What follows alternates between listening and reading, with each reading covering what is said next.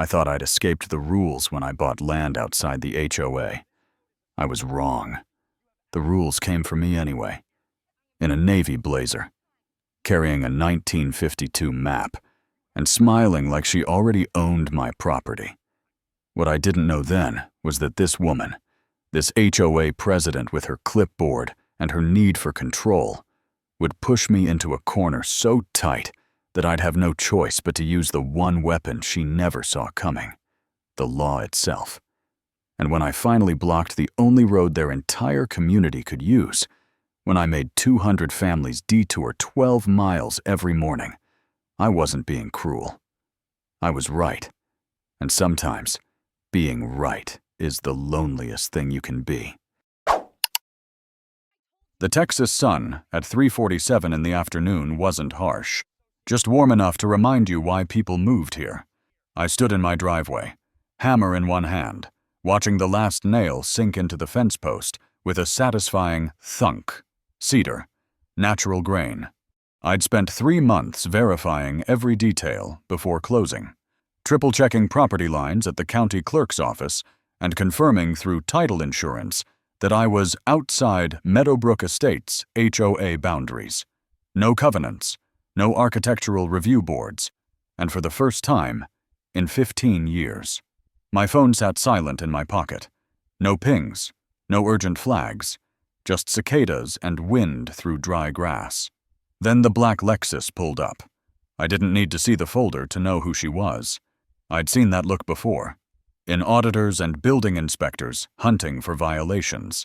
In people who'd learned that a clipboard and confidence could substitute for actual authority. She stepped out like she was stepping onto a stage. Navy blazer despite the heat. Hair pulled back tight, and shut the car door with the finality of a gavel. She didn't wave or ask if this was a good time. She just opened my gate and walked in. Mr. Rhodes. Not a question, a statement. I'm Tina Prescott, president of Meadowbrook Estates, HOA. We need to discuss your covenant violations. Her tone had that particular smoothness people use when they're used to being obeyed. I set down my hammer slowly. I'd learned in software engineering that the first person to raise their voice loses the argument. This property isn't in your HOA. Mrs. Prescott, I verified that before purchase. She smiled like a teacher correcting a student who'd missed the obvious. Your parcel may not be in the HOA, but this road, she pointed to the dirt path cutting through my land, is an easement established in 1952. That means you're obligated to maintain HOA standards and pay annual fees.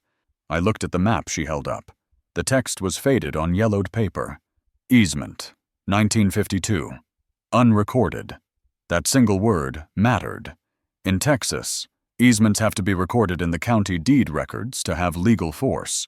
If it's not recorded, it's not enforceable. But I saw in her posture that she either didn't know that or didn't care. I've reviewed the county deed records, I said quietly. There's no recorded easement on my property. Her smile widened. Sharper now. Then I suggest we clarify that at the courthouse. Mr. Rhodes. She turned to leave, paused at the gate. Oh, and your fence natural wood isn't compliant. HOA standard is white or beige. I'll expect that to be corrected within 30 days. Or we'll fine you $500. She didn't wait for a response. The Lexus pulled away, dust rising in the afternoon light, and I stood watching it disappear down the county road. For a moment, I just stood there, feeling something shift. I'd bought this place to escape exactly this. People telling me what I could and couldn't do on my own land. Now someone had walked onto my property uninvited and informed me I violated rules I'd never agreed to follow. The quiet dream of 40 acres and freedom had just become something else. A fight I hadn't wanted. A line I'd have to defend. I looked up at the small security camera I'd installed last week. $50 from a home improvement store. Motion activated. I made a mental note to check the footage.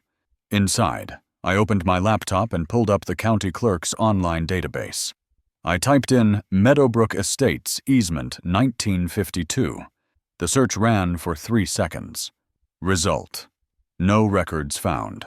She'd lied, or believed something that wasn't true, which was worse. I opened a new document and titled it HOA Interactions. Chronological Log, Entry Number 1, June 15, 2024, 3:47 p.m. Tina Prescott entered the property without permission, claimed easement rights without providing legal documentation, threatened fines for non-compliance with HOA standards, despite the property being outside the HOA jurisdiction. I saved the file and backed it up to 3 locations. Then I looked out the window at my fence. I'd chosen cedar because it reminded me of my grandfather's workshop back in East Texas, where everything smelled like sawdust and summer. Not to make a statement, not to break rules, just to feel at home. And now someone wanted to paint it white. My phone buzzed. Text from Linda Hayes, a neighbor I'd met once at the mailbox. A middle school teacher with the kind of quiet integrity you don't find much anymore. Saw her car. Be careful. She doesn't let things go. I stared at the message for a moment, then saved it to a folder labeled Evidence. I was beginning to think I'd need a lot more folders before this was over. 3 days later, I found the envelope in my mailbox. White, no postage stamp. Someone had hand-delivered it. I opened it standing right there on the gravel shoulder of County Road 472. Inside was a single sheet of paper with a letterhead that read, Meadowbrook Estates Homeowners Association in bold serif font. Below that, in red ink notice of violation. The list was itemized like a grocery receipt. Fence color, non-compliant. Natural wood versus approved white or beige. Fine $500. Unpaid easement maintenance fee. Annual. Fee $450. Failure to submit an architectural review application. Fine $250. Total due $1,200. Payment deadline 14 days. I read it twice, not because I didn't understand, because I wanted to make sure my anger didn't make me miss any detail. Anger was a liability. Documentation was power. I walked back inside and sat at my kitchen table, opened my laptop, composed an email to the address listed at the bottom of the notice. Subject line, response to alleged violations. Legal basis. Body, I am not a member of Meadowbrook Estates, HOA. My property. Parcel number 2-845-56002 lies outside HOA boundaries as verified by Bexar County deed records. No recorded easement exists on my property per the county clerk search conducted June 15, 2024. Texas. Property Code Section 13.001 requires HOA jurisdiction over property to be established through recorded covenants. No such covenant binds my property. I will not comply with this notice.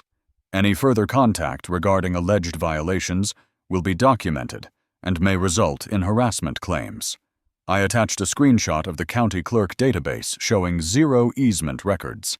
Sent it at 9:13 a.m. Tina Prescott replied in 47 minutes. I noted the timestamp, 1200 hours exactly. She'd been waiting for my response.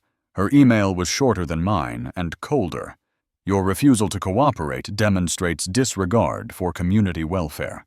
If you continue to violate easement terms, we will file suit seeking injunctive relief to prohibit your use of the road. We will also report unpermitted construction, your fence, to the Bexar County Building Department. This is your final warning before legal action. I read the phrase unpermitted construction 3 times. It was a lie. Texas doesn't require permits for fences under 6 feet on private rural property. But I also knew that lies, once repeated publicly, become truth in the eyes of people who don't check. I called the Bexar County Building Department, waited 12 minutes on hold, spoke to Inspector Rodriguez, confirmed that no permit was required for my fence, requested written confirmation via email. He sent it within an hour. Everything went into my evidence folder, timestamps and all, building the kind of paper trail that turns accusations into liabilities. In software engineering, we call it version control. In law, it's called contemporaneous documentation. Either way, It's the difference between your word and a provable fact. Saturday morning came quietly. Too quiet. I was replacing a sprinkler head near the front gate when I heard engines. Multiple vehicles. I walked to my driveway and stopped. 15 cars had formed a barricade outside my property, choking off the entrance. Drivers sitting inside, not moving, not honking, just there, creating a human wall. Tina Prescott stood at the center holding a sign that read, "Respect community standards." Other signs said, "No free riders and pay your share." I looked past her at the neighbors standing on their porches across the road. Phones out, recording. This wasn't spontaneous. This was theater. I didn't walk to the gate. Didn't yell. Didn't give them the reaction they wanted. I pulled out my phone and captured everything. Every vehicle, every license plate, every sign, every face. Then I opened my email and typed a message to the Bexar County Sheriff's Office. Subject: unlawful assembly cutting off private property access. Body: approximately 15 vehicles are blocking the entrance to the property at 4827 County Road 472. Request immediate response. Sent at 10:07 a.m. I sat on my porch and waited. Deputy Miller arrived 20 minutes later. He stepped out of his cruiser, surveyed the scene, then spoke briefly with Tina. I couldn't hear what was said, but I saw his posture shift. Professional. Firm. He turned to the group and raised his voice just enough to carry. "This is private property. You're blocking legal access. I'm giving you 5 minutes to disperse, or I'll start issuing citations for obstruction." The cars began to move. Slowly, reluctantly, like children leaving a playground after dark. As the last few vehicles pulled away, an elderly man rolled down his window. He looked confused, maybe 70, wearing a faded ball cap. "I'm sorry," he said. "Tina said you were trying to block our road. I didn't know the whole story." I nodded. "It's okay. You didn't know." He drove away, slowly, shaking his head. I watched him go and felt something I hadn't expected. Not anger, sadness. This man had been turned into a weapon. Someone had fed him a story, incomplete and one-sided, and sent him to my gate to protest something he didn't understand. That's how these things work. You don't need to convince everyone you're right.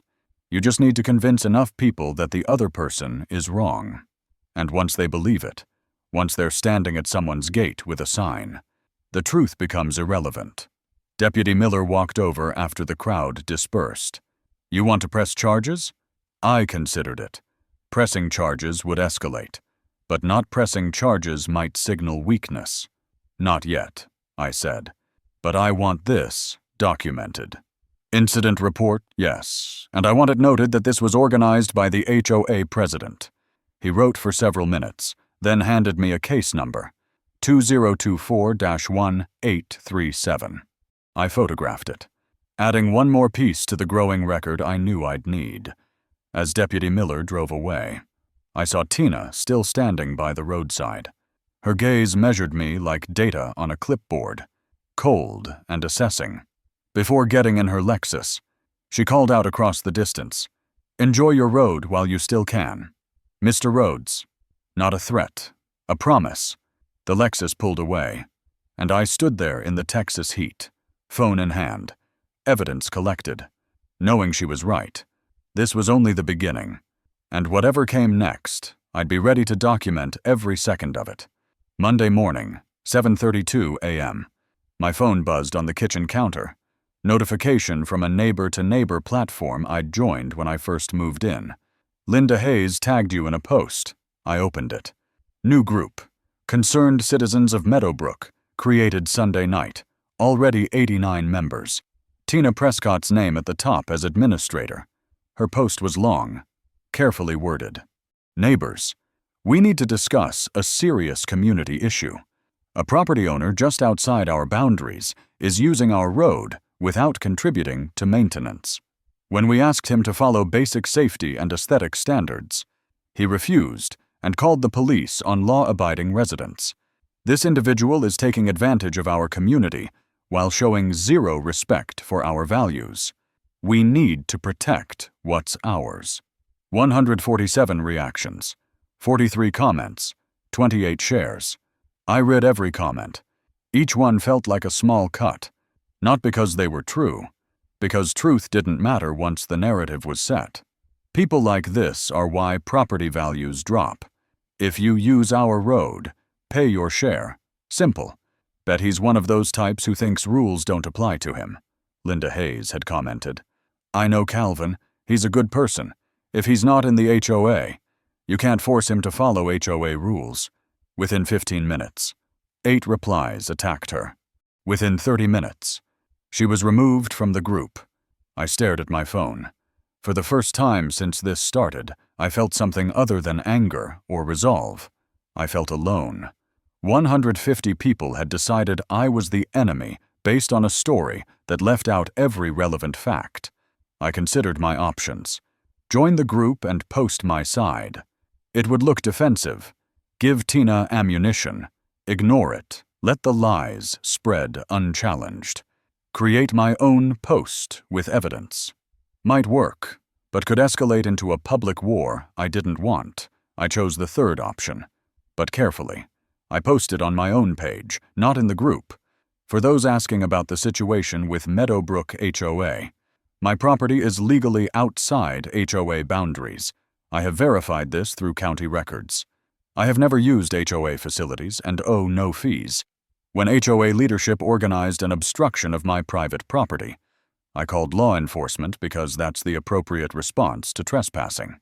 I have no conflict with my neighbors, only with those who believe authority exists where law does not. I attached a screenshot of the county property map showing my parcel outside the HOA boundaries. 34 supportive comments from people outside Meadowbrook, 12 angry reactions from HOA members, 3 shares.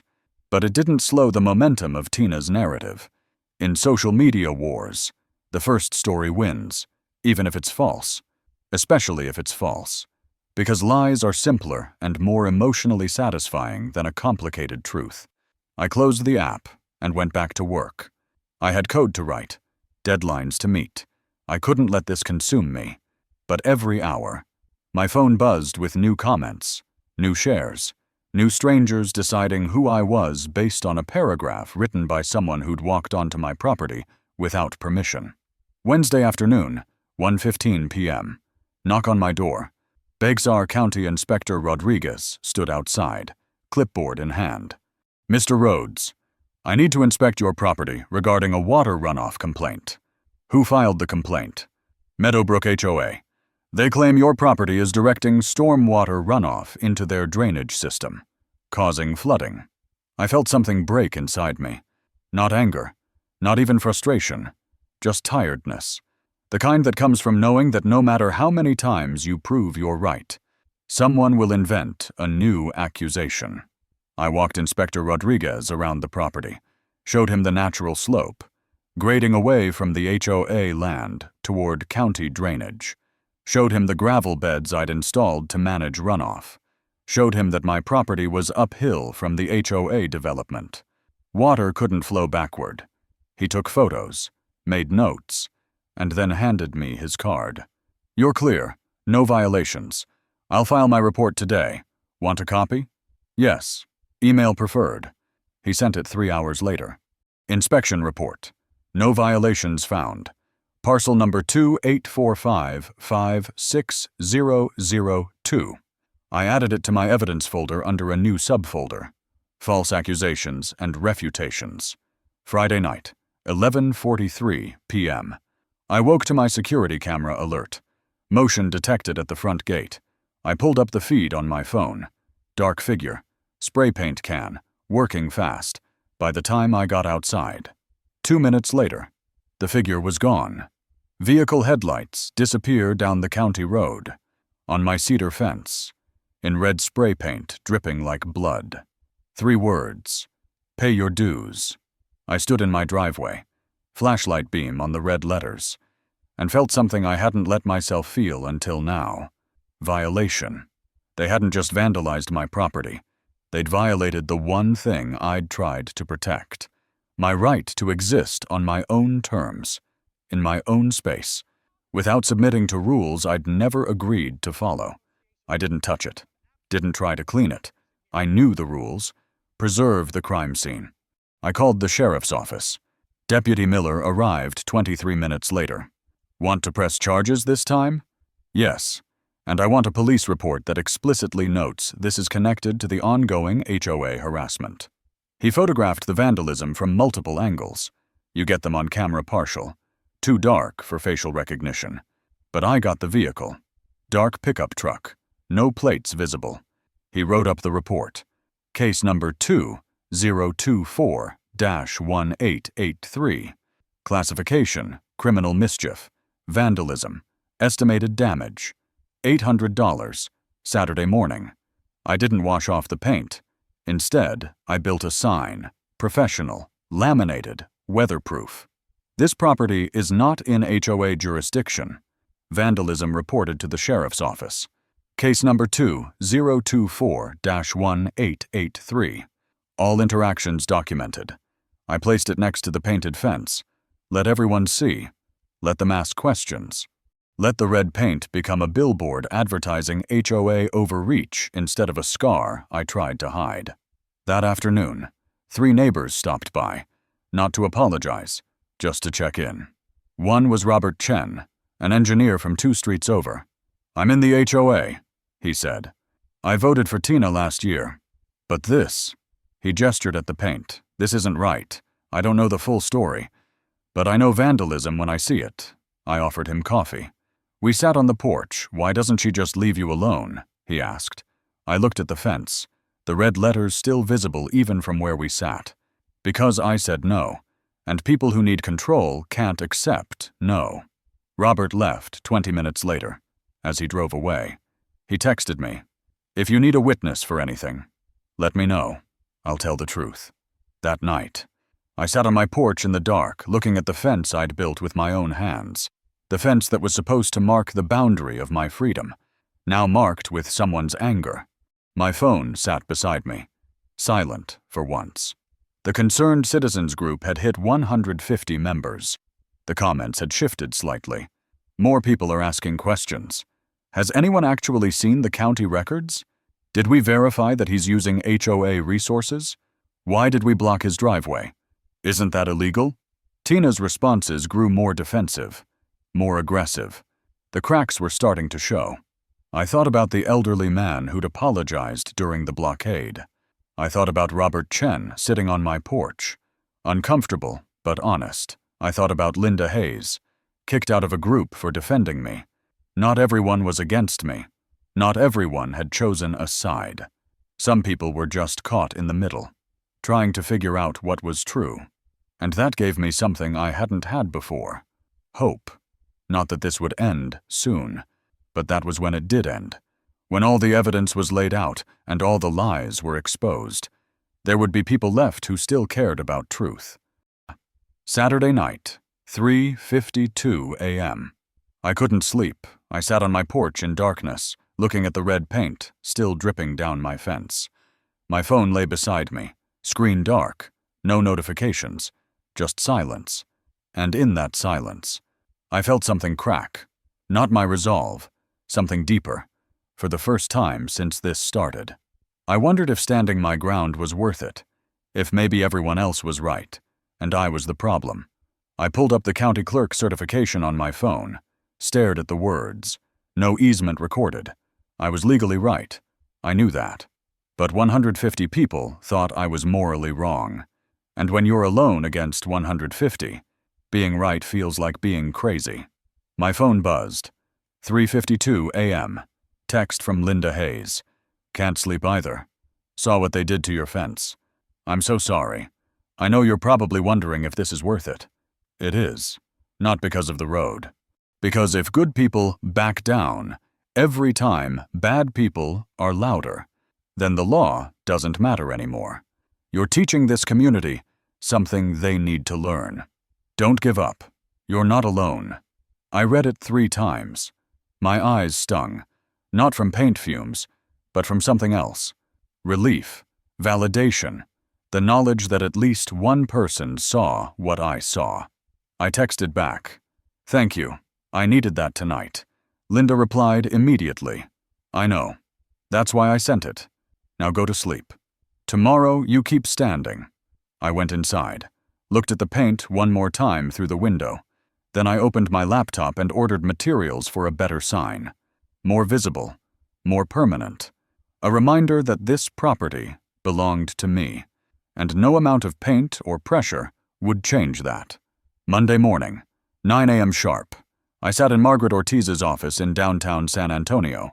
Law degree from University of Texas at Austin. 20 years specializing in Texas property law. Google reviews 4.9 stars. With comments like no nonsense, just results, and she knows. Property code like scripture. I'd brought 3 things. USB drive with all my documentation. Chronological log. Photos, videos, emails, police reports, printout of the county clerk property search, photo of Tina's 1952 map showing easement, unrecorded. Margaret spent 45 minutes reviewing everything in silence. The only sound was pages turning and her pen scratching notes. Then she looked up. Mr. Rhodes, you're not in a weak position. You're in a dominant position. And I don't think you realize that yet. I sat forward. She spread the documents across her desk like a hand of cards. Let me explain Texas easement law. There are 4 types. Express easement. Written agreement recorded with the county. Implied easement.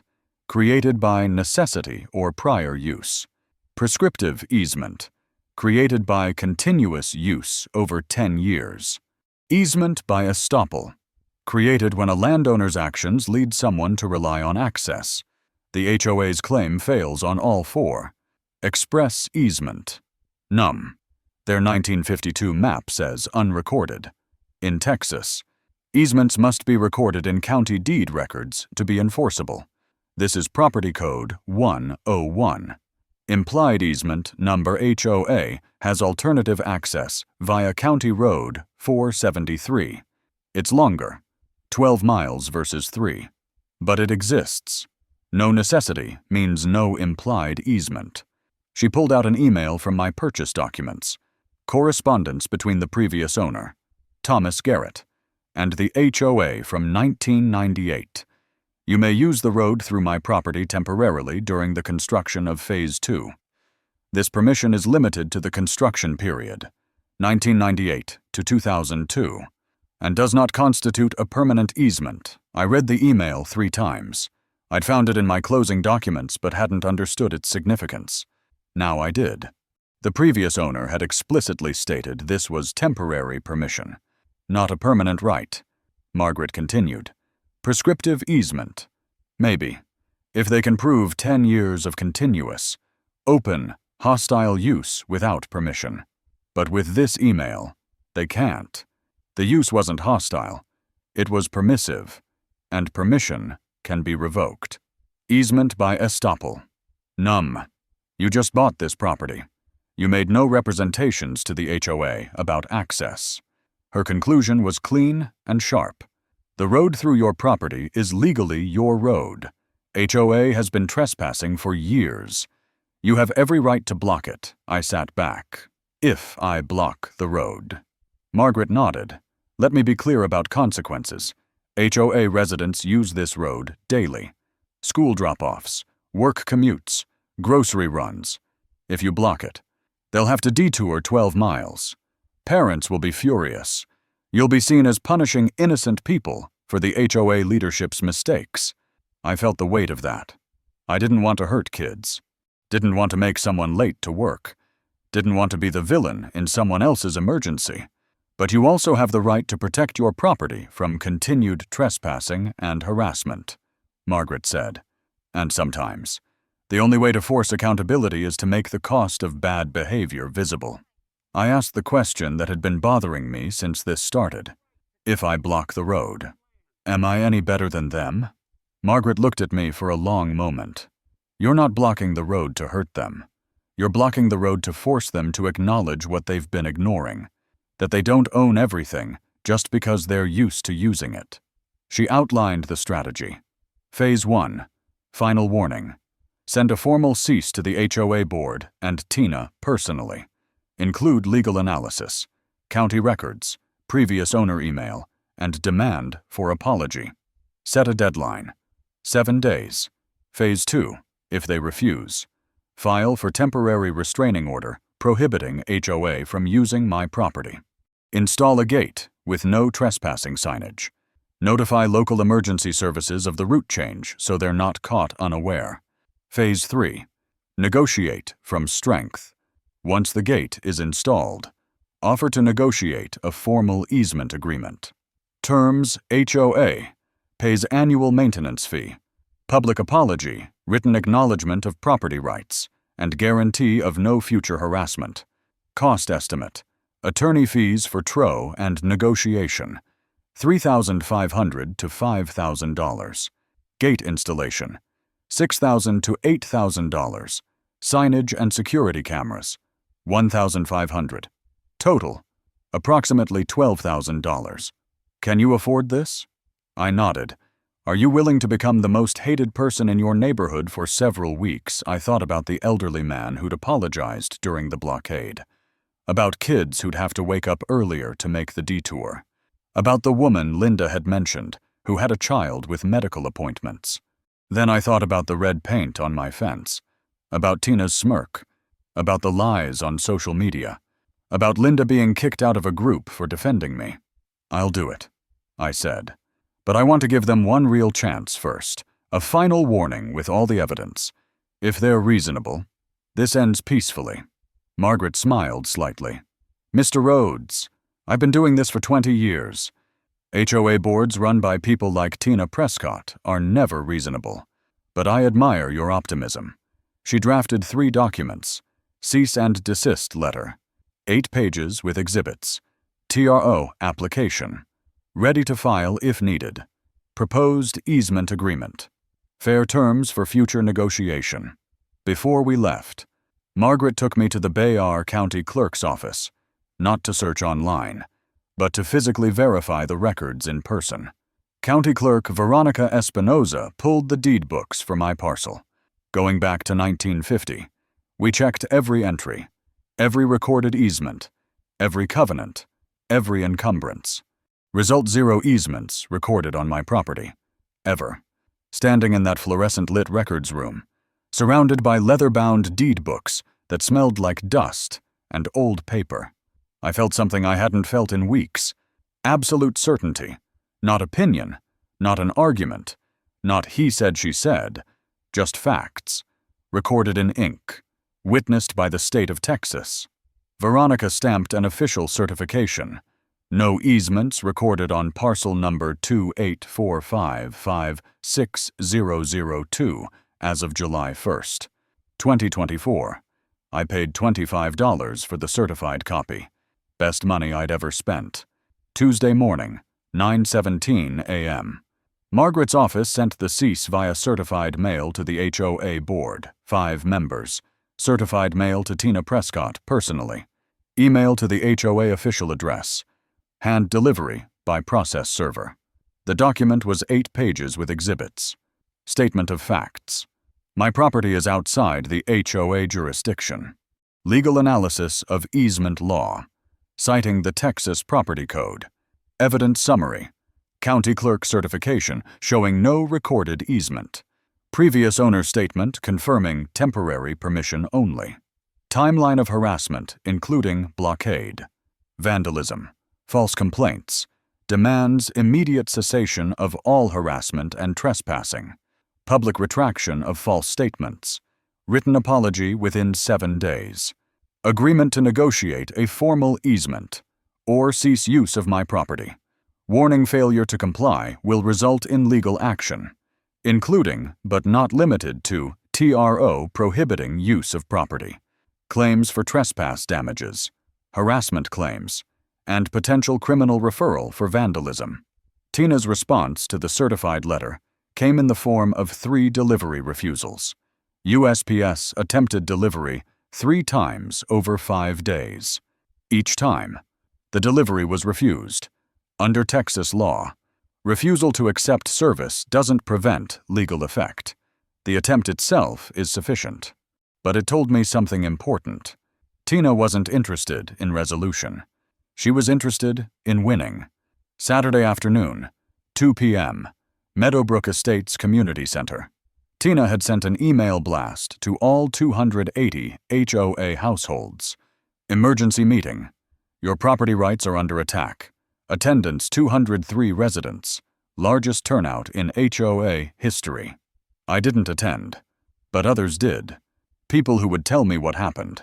People who recorded it. Tina's presentation was carefully constructed. Neighbors, thank you for coming. We face an unprecedented threat. Calvin Rhodes, who purchased property adjacent to our community, is now claiming he owns the road we've used for over 25 years. He's threatening to block it unless we pay him thousands of dollars annually. She projected a map with a red line cutting through my property. If he blocks this road, your children will have to wake up 45 minutes earlier to make the detour to school. Emergency vehicles will face delays that could cost lives. All because one person values property rights over community welfare. Linda Hayes stood. Tina, did you respond to his cease and desist? Because I read it.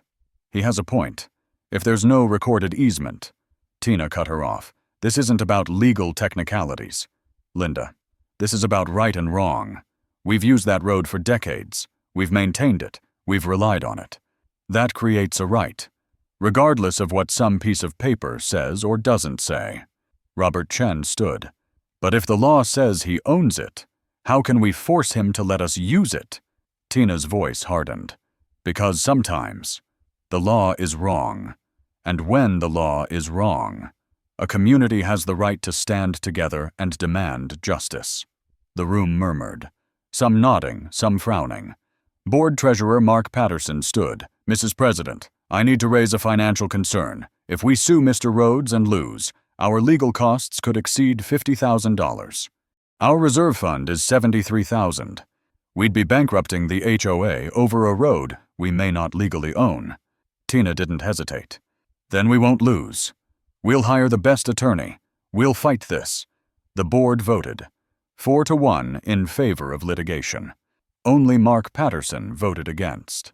After the formal meeting ended, residents lingered. Tina spoke informally to a group near the exit. Someone was recording. Phone half hidden. Listen. If Calvin Rhodes thinks he can intimidate us into submission, he's wrong. If he blocks that road, we'll make his life so uncomfortable he'll regret ever buying that property. We'll file complaints with every county agency. We'll make sure everyone knows what kind of person he is. One resident asked, "What if he's legally right?" Tina's response was caught clearly on the recording. "I don't care if he's legally right. Sometimes you have to fight, even when the law isn't on your side. Because this is about community." And community is more important than one man's property rights. The video was posted online that night, 8:47 p.m. Caption, when your HOA president says, "I don't care if he's legally right." Within 48 hours, 127,000 views, 3,200 comments, 890 shares, picked up by local news, KSAT 12 San Antonio, the top comment with 8,400 reactions. This is why HOAs are modern tyranny. "I don't care if he's legally right" should disqualify her from any leadership position. I received the link from Linda at 9:00 p.m. Subject line, "You need to see this. I watched it 3 times. Sent it to Margaret with one line. Is this admissible?" Margaret replied 14 minutes later. "Not in court. Hearsay. But in the court of public opinion, gold. And if she repeats these statements under oath during a deposition, it destroys her credibility. Save everything." I didn't feel satisfaction watching Tina self-destruct. I just felt sad. Sad that it had come to this. Sad that a community leader would rather fight than admit error. Sad that 200 people had been mobilized based on fear rather than facts. I'd given them a path to peace. Acknowledge the mistake. Negotiate an easement. And move forward. They'd chosen war. Friday night, 11:43 p.m. I sat alone in my living room. The cease had been sent 5 days ago. By now, everyone had received it. In 72 hours. I'd know if they'd negotiate or fight. My phone sat silent on the coffee table. No calls from Margaret. No texts from Linda. Just silence. I walked to my window, looked out at the road, dark and empty at this hour. In the morning, families would drive through, kids heading to school, parents to work. All of them assumed this road was theirs because it had always been theirs. And I was about to take it away, not because I wanted to, because they'd left me no choice. I thought about my grandfather, the man who'd taught me to build with cedar, who'd told me, "Son, sometimes doing right means standing alone, and standing alone is the hardest thing a man can do." I'd been 12, building a birdhouse, thinking he was talking about carpentry. Now I understand. He'd been talking about life. I picked up my phone. Almost called Margaret to tell her to cancel the TRO filing. Almost texted Janet Morrison to offer one more negotiation. Almost. Then I looked at my evidence folder. 47 photos, 12 videos, 8 police reports. Weeks of documentation proving harassment. Trespassing. Vandalism. I hadn't started this. I'd just refused to surrender. I texted Margaret, "File the TRO Monday morning. No more delays." Then I turned off my phone, poured myself a bourbon, first drink in 3 weeks, and sat in the dark, not celebrating, not regretting, just preparing for the storm I knew was coming. Loneliness is the price of integrity, but cowardice costs even more. I finished the bourbon, went to bed, didn't sleep well, but I didn't change my mind. Monday morning, 11:34 a.m., Bexar County Courthouse. Judge Maria Herrera reviewed Margaret's TRO application. 47 pages, including property survey showing my ownership. County clerk certification confirming no easement. Previous owner statement. Documentation of harassment with police reports and photos. Tina's cease and desist refusal. The hearing took 22 minutes. HOA's attorney, hastily retained Friday afternoon, argued prescriptive easement and equitable access. His voice had the practiced confidence of someone who hadn't actually read the case file. Judge Herrera stopped him mid-sentence. "Counsel, your client has used this road for decades without securing legal right. That's not prescriptive easement. That's trespassing. The previous owner explicitly stated permission was temporary. Your client ignored that. TRO granted. Order effective immediately. Duration until full hearing. Scheduled 45 days out. Terms. HOA and all residents prohibited from using road through Mr. Rhodes's property without written permission."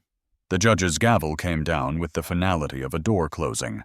I felt no triumph, just the cold weight of what came next. Wednesday afternoon, 4 p.m., Rio Grande. Fencing arrived at my property. Professional crew. Steel gate. 12-foot span. 6-foot height. Lock system. Sign that read, "Private property. No trespassing." Court order number 2024. CV 07842. Installation took 4 hours. I stood watching them bolt the gate into place. Each bolt felt like a commitment. Each turn of the wrench made this more real. I wasn't just exercising my rights anymore. I was affecting lives. Morning routines. School drop-offs. Emergency access. Margaret arrived at 7 p.m. to verify installation complied with TRO terms. She also brought notification letters to emergency services, fire department, EMS, sheriff, informing them of route change, providing alternate access map. I didn't just block the road.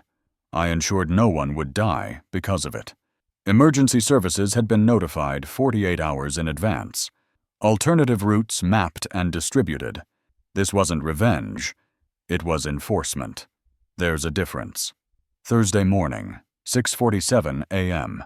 I sat on my porch, coffee in hand, waiting. First car arrived 6:52 a.m. Silver sedan. The driver, a woman in her 30s, approached the gate confused, tried to open it, locked, saw the sign, pulled out her phone. By 7:05 a.m., 8 cars backed up. By 7:15 a.m., 30 cars. Some drivers are yelling. Some on phones. Some were just sitting in shock, trying to process that a road they'd used every day for years was suddenly closed. The news van arrived 03 a.m. Case AT-12. They'd been monitoring the story. Reporter Jen Martinez stepped out. Mid-40s, 20 years in journalism, known for fairness. She positioned herself across the road on a public easement, camera crew behind her, and simply watched. Sheriff Deputy Garcia arrived at 7:08 a.m. I'd notified the sheriff's office the day before to expect complaints. The line of cars grew. The heat rose. And I sat on my porch, watching a community realize that convenience is not the same as rights. At 7:20 a.m., a woman approached my gate. Sarah Mitchell, early 70s, walking with a cane. Behind her, a younger woman is carrying a toddler in a car seat. Sarah spoke through the gate, voice shaking. "Mr. Rhodes, I'm Sarah Mitchell.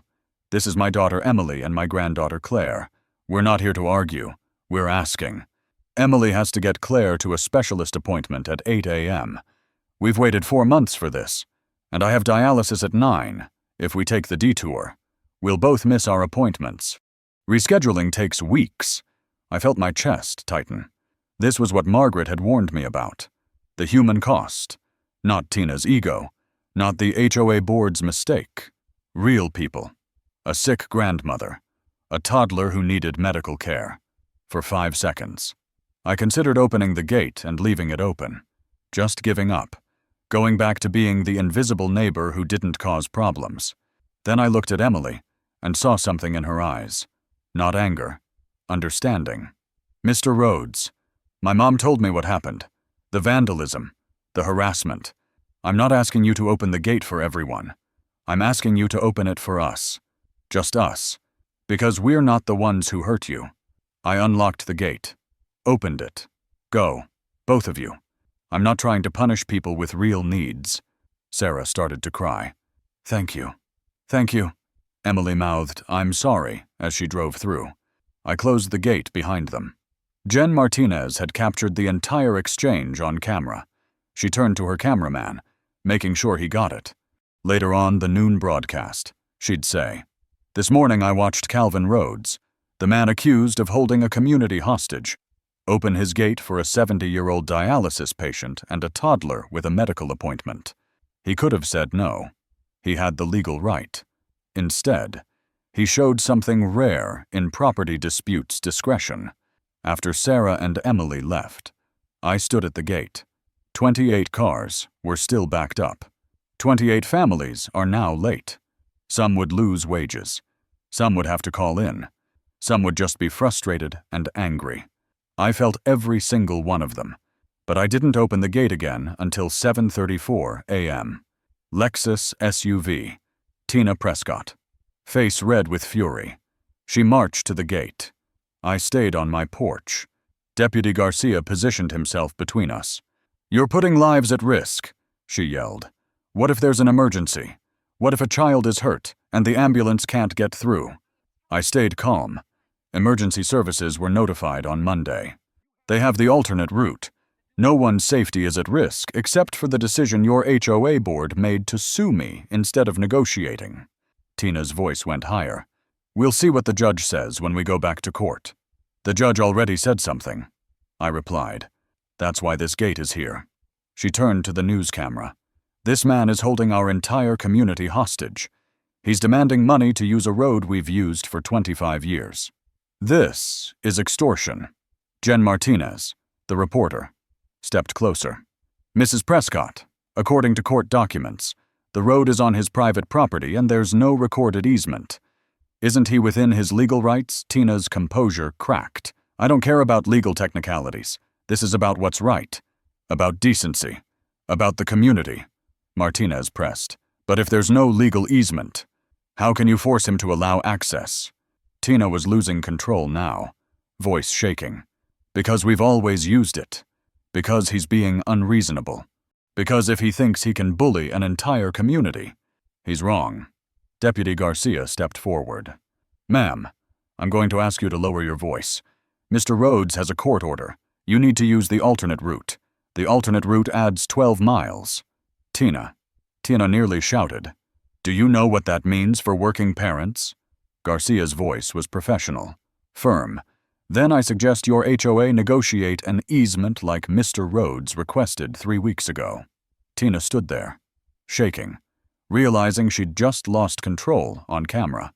She got back in her Lexus and drove away, tires spitting gravel. The line of cars began to turn around, one by one, heading for the detour. By 9 a.m., the video had been posted online. Caption: When your HOA president calls you a bully while you're legally protecting your property, they've been trespassing on for 25 years. Within 72 hours, 547,000 views, 12,400 comments. Featured on multiple platforms, with national attention. Public opinion split predictably. 62% pro-Calvin. He gave them multiple chances to negotiate. The HOA should have secured a legal easement decades ago. This is what happens when you assume you can use someone else's property forever. 38% pro-HOA. He's punishing innocent families for HOA leadership's mistakes. Legal right doesn't make it morally right. There's a difference between protecting property and being cruel. But the comments that hit hardest weren't the angry ones or the supportive ones. They were the ones from people caught in the middle. I just want my normal route back. My kid was late to school. I had to call in late to work. I don't care who's right anymore. Over the next 3 days, I opened the gate 23 times. Medical appointments, verified via hospital confirmation. Elderly residents are unable to drive 12 extra miles. Single parents with multiple children. 1 ambulance, though they could have used the alternate route. Every time I decided who could pass and who couldn't. I felt like I was playing judge, and I hated it. I didn't want this power. I just wanted to be left alone. Sunday evening, 6:47 p.m. A man approached the gate, late 30s, exhausted. 2 kids in the back seat, both crying. Please, my wife just left me. I'm trying to get the kids to my mother's house. I can't do the detour tonight. I just can't. For 5 seconds. My hand moved toward the lock. This wasn't about HOA. This wasn't about law.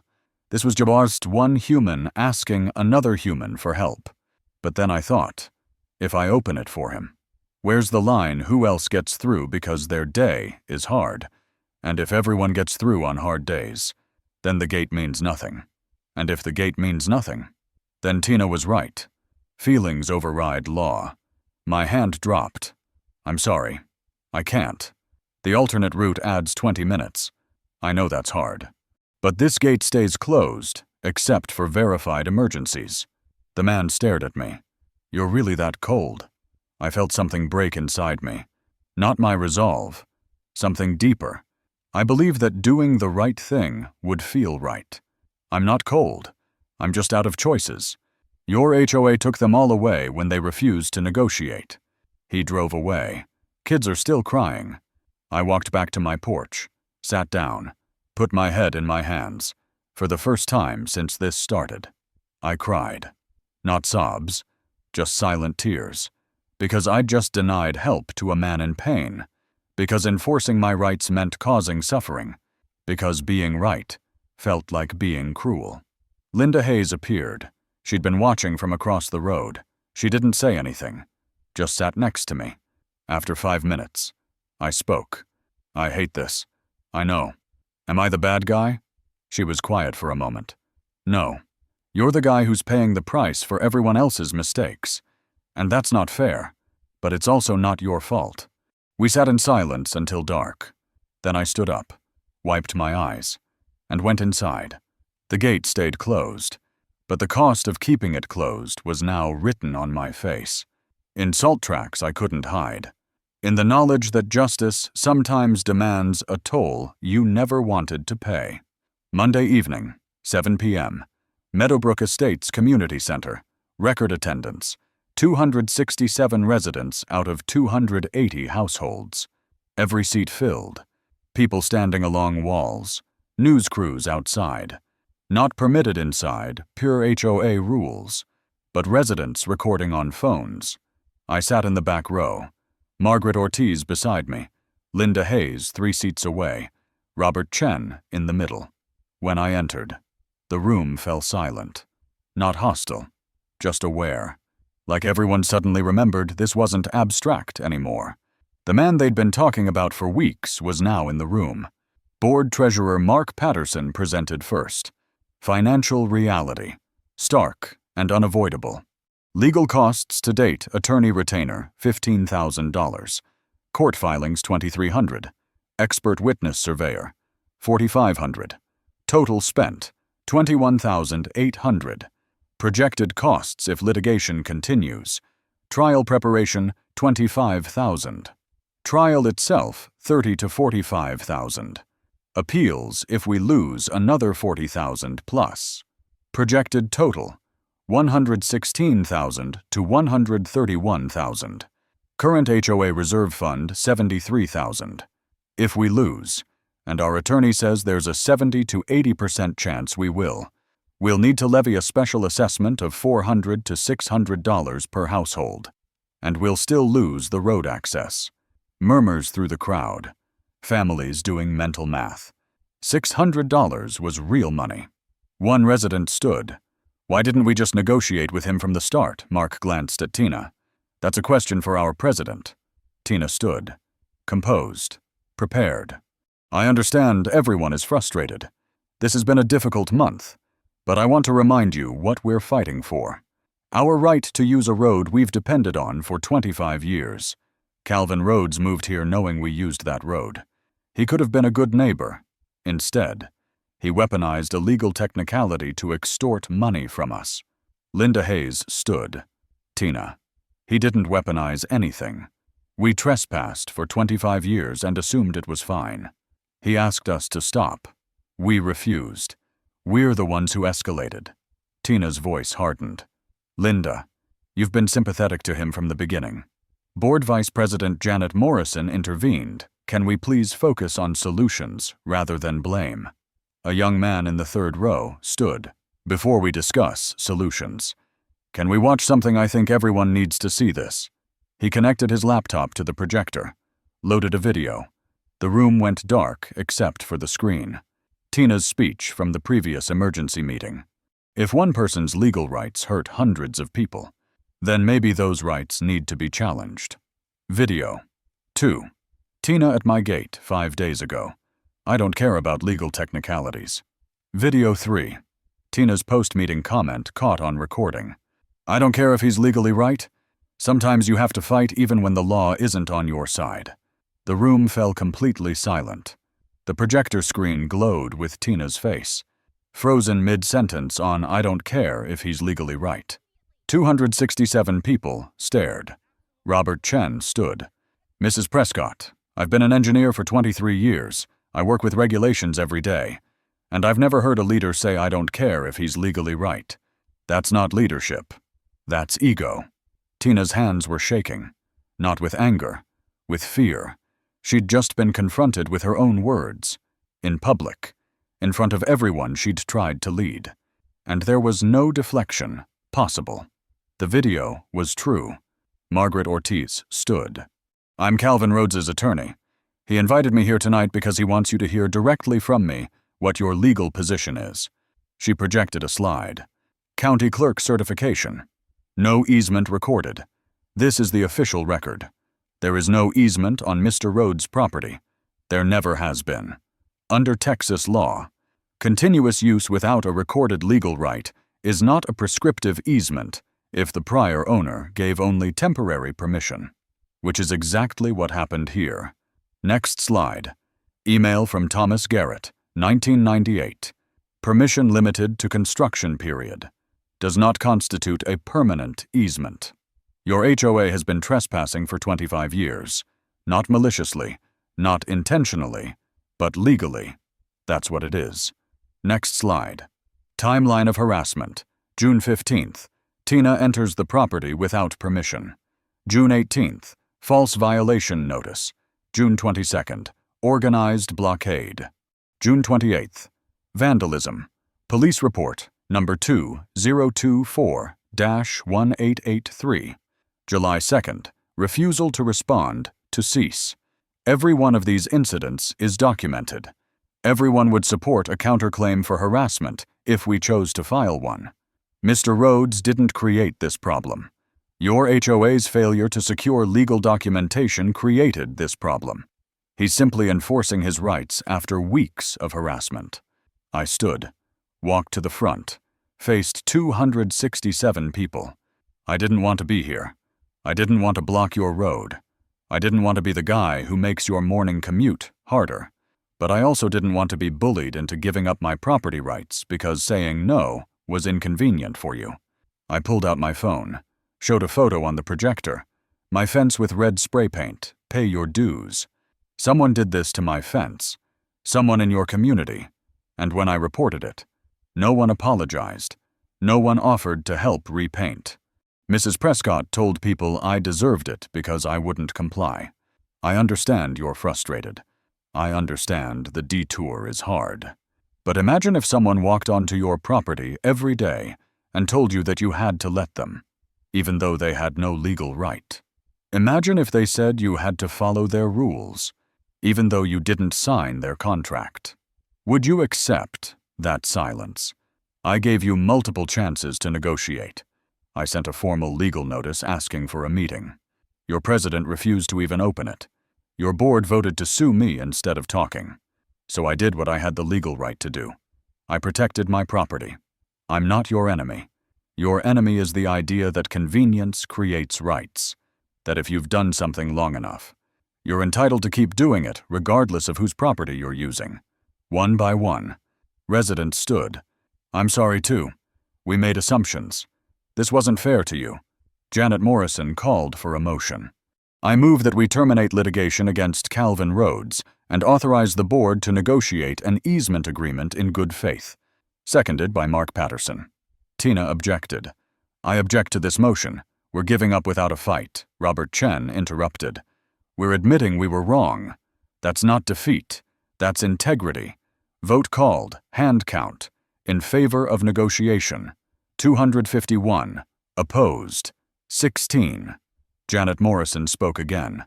I also move for an immediate vote of no confidence in Tina Prescott as HOA president and request her resignation effective tonight. Tina's face went from pale to red. You can't. I've served this community for 8 years. Mark Patterson's voice was gentle but firm. And you've done good work. But this situation has shown that you're not able to admit when you're wrong. That's a fatal flaw in leadership. Vote called. Hand count. In favor of no confidence. 234. Opposed. 33. Tina stood at the podium for a long moment. 267 people are waiting. She gathered her papers slowly. I was trying to protect this community. I believed I was doing the right thing. I'm sorry I couldn't see that I was wrong. Her voice cracked on the last word. She walked toward the exit. No one applauded. No one booed. When she reached the door, Linda Hayes said quietly but audibly, "Thank you for your years of service." Tina, we know you meant well. Tina paused, nodded once, and left. Wednesday morning, 10 a.m., conference room at Margaret Ortiz's office. Present, myself and Margaret. Janet Morrison as acting HOA president, Mark Patterson as treasurer, and a new HOA attorney. David Kim, property law specialist recommended by Margaret. The atmosphere wasn't hostile, just tired, like everyone had finally realized that fighting was more expensive than fixing. We drafted the terms together. Legal easement recorded with the county. HOA granted right-of-way through my property. Width 24 feet covering the existing road. Hours 5 a.m. to 11 p.m. daily. Emergency vehicle access 24/7 unrestricted. Financial terms. Annual maintenance fee $3,600 paid quarterly. Initial payment includes $8,000 partial reimbursement for my legal costs. HOA is responsible for all road maintenance. Grading and gravel. Accountability terms. HOA publicly apologizes on website and newsletter. New policy implemented. stating no violation notices sent to non-members. Board must vote on any property disputes before taking action. And annual review of easement terms. Protection terms. I retain the right to revoke the easement if the HOA violates terms with 30-day notice. No retroactive fees or charges. And my property is explicitly acknowledged as outside HOA jurisdiction. All parties signed. Notarized. Filed with the county clerk that afternoon. Official recording time. 2:47 p.m., July 17th, 2024. The same county clerk's office where I'd first discovered the absence of an easement now recorded its legal presence. Veronica Espinoza, the clerk, smiled when she processed it. Good to see people working things out. Friday morning, the HOA newsletter went out. Subject an apology and a path forward. On behalf of the HOA board, I owe our community and Calvin Rhodes an apology. For 25 years, our community used a road through Mr. Rhodes's property without securing legal documentation. When Mr. Rhodes raised this issue, our response was defensive rather than respectful. We denied his legitimate concerns, organized protests, made false complaints, and pursued expensive litigation instead of good faith negotiation. This was wrong. Mr. Rhodes was within his legal rights to protect his property. We were not within our rights to demand continued use without a legal basis. The conflict that followed was entirely preventable and entirely our responsibility. As of July 17th, we have signed a formal easement agreement. The road is now open. We will pay fair annual compensation for its use, and we have implemented new policies to ensure this type of overreach never happens again. I want to thank those community members who spoke the truth even when it was unpopular. Linda Hayes, Robert Chen, and others. Your integrity matters, and I want to thank Calvin Rhodes for his patience, his willingness to negotiate after weeks of harassment, and his grace in allowing us to use his property under fair legal terms. We are a better community for having learned this lesson. Respectfully, Janet Morrison, Saturday morning, 6 a.m. I stood at the gate with Margaret.